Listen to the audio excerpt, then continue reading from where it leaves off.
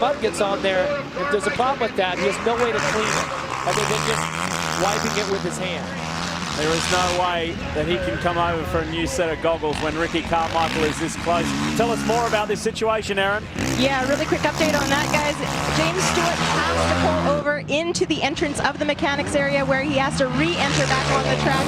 Obviously, this is going to be very time-consuming for him to do, and he's going to have to weigh it out and see if it's worth his while here in a little bit. Well, when you're out in front and you have the opportunity to beat Ricky Carmichael for the overall, he's got to keep going. You know, really thinking about this, about the possibilities, if he needs other goggles, if there's not a problem with the roll-off in any way, it could be a situation where sweat has dripped down onto the inside of the lens. And if that happens, it makes it really hard. You know, it's like when you're in the, when you're in the shower and the shower goes wet and you can't see through it clearly. Whoa, whoa, whoa! Sorry, Jeff, but Ricky had a moment. Able to get it back on track. Wonder if Carmichael's seeing clearly through his goggles too.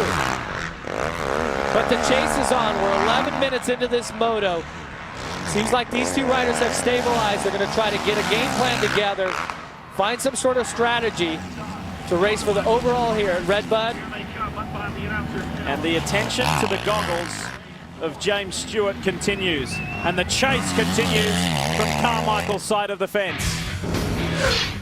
The margin, about 3 seconds when they come to the line. Other than what we're watching, of course, if you'd like to see high revving, tyre shredding, wheel standing, two-wheeled action, well, it returns for an all-new season, of course. It is Superbikes, and it premieres July 11th at 8 p.m. Eastern, only on Speed. Welcome back, folks. Lee Diffie along with Jeff Emig and Aaron Bates. You're watching Moto2 Round 5 here at Redbud in Michigan, and the chase continues. Carmichael hunting down James Stewart, and the Honda Performance camera from high above, from our chopper above Redbud, shows you the lead margin that Stewart enjoys. Last time across the start-finish line, it was 3.5 seconds for James Stewart over Carmichael. It is definitely below that now, and you can see how deep these ruts are and how bad the hooks are coming out of there. So many lines to choose from, so many bad lines at this point of the day, late in the second moto. Further back in the field, and this is Andrew Short. This is the fight for 5th with Gavin Graysick. Had a dynamic start. He was as high as 3rd, Graysick, so really enjoying a wonderful second moto. And the interesting thing here is Gavin Graysick is on a production Honda. Andrew Short's on the factory-backed Honda. Equipment would be quite a bit different at this point. So it's a great ride. Graysick has been putting in just huge efforts each and every week. And that's what it's going to take to eventually get on that factory Honda team. Always nice when you're a privateer when you can take it to the factory, boys, isn't it? Well, at this point, he is doing a great job, and been real proud of him so far this series. Really shown some potential. Behind Andrew Short, it's Jeff Alessi. Then Michael Byrner's dropped to 8th. Kevin Windham has worked his way into the top 10. And then Troy Adams. Look at that, side by side. Andrew Short's growing impatient round the outside and moves into that top 5 spot. And Graysick was trying to close the line. He came in on the inside and tried to get out to the outside and pitch him off, but Short really carried some tremendous momentum into the outside turn before this ambush. You can hear the crowd hollering, cheering, applauding. Just look at them. It's 3 deep along that fence as they fly over LaRocco's Leap. There's a grandstand to the side there. This is a really great viewing track. There's so many nice vantage points around the Redbud circuit. I know this was one of your favorites over the years, wasn't it? Oh, definitely was one of my favorites. I had 3 wins on the lights, a couple of wins on the big bike here, but it was just the atmosphere of this weekend. 4th of July weekend was just so great. The crowd here at Redbud is just tremendous. They're so into it. We take you back up front. This is what it looks like over the uphill double. Stewart, Carmichael. It's now down to less than 2 seconds. Just about halfway through the moto right now.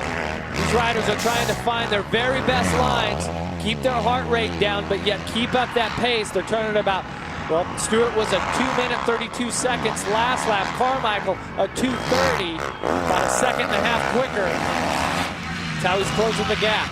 In the opening moto, it's a similar scenario where Ricky got by James, started to pull out an advantage, and he made yet another error. And he opened the door, and he let James Stewart by and to take the win. He could not recover, even though getting so close to it on the final lap. Hey, are you a member of the AMA? If not, it is very simple to join. And we would highly encourage you to become a member of the AMA, just like these superstars on track right now. AMAdirectlink.com or simply call 800 AMA join. Why not?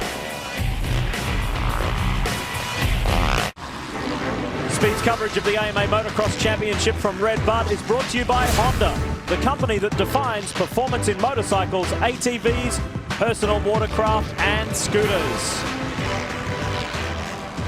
We're back, and the chase continues.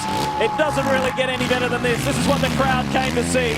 An all-out fight between Stewart and Carmichael. Wow, a moment there for James Stewart. He almost threw it away. I don't know exactly what happened there, but the front end came up on him, entering back onto the start straight. Very fortunate, really had to muscle that Kawasaki back into position. See him come down the middle of the track here and hit some braking bumps and wheelies one. And then just the front wheel pops up. Great save by James Stewart. Excellent piece of riding. Quick recovery, quick reflexes. Now he's got to fight again because Carmichael is relentless. Carmichael is on Stewart now, and Stewart, you can see him almost every one of those big air jumps. He's fidgeting with his goggles. You wonder if something is still going on there that is distracting him. He's made a few mistakes here and there throughout this moto, but right now the heat is on. Coming up to complete another lap. Less than 10 minutes remain, plus the bonus 2 laps. Carmichael is coming. And if I'm Ricky Carmichael right now, I'm feeling real comfortable. Outside to the inside, it looked like he switched it. This is where he made a great move in Moto 1 on Alessi. Tried to do it on James Stewart, but Stewart closed the door. Ricky goes one side, Stewart the other. And Stewart did a great job of guarding the inside lines, not letting Carmichael get inside there and make the pass. Ricky tried to jump to the inside. I thought Moto 2 at Budds Creek was special. This is even better. And just like we seen in the first moto, James Stewart has stepped up his game.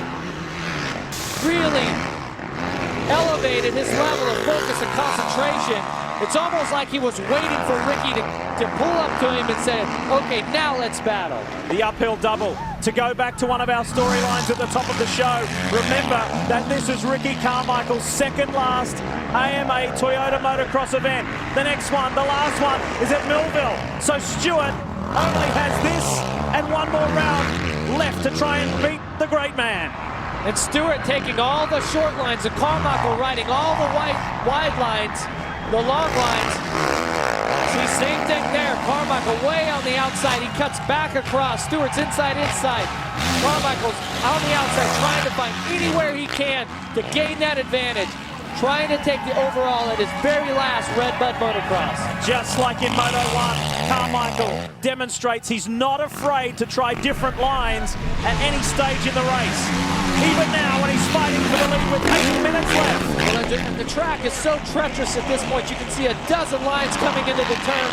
Insides, outsides. It's also difficult at this time of day because when they go through some of the treat areas, there's shadows that are cast across the racetrack. What a run through the Supercross whoops. Carmichael has displayed amazing speed, momentum and rhythm through there all weekend long. This is a super fight, and we're going to rejoin it when we come back on the other side of this.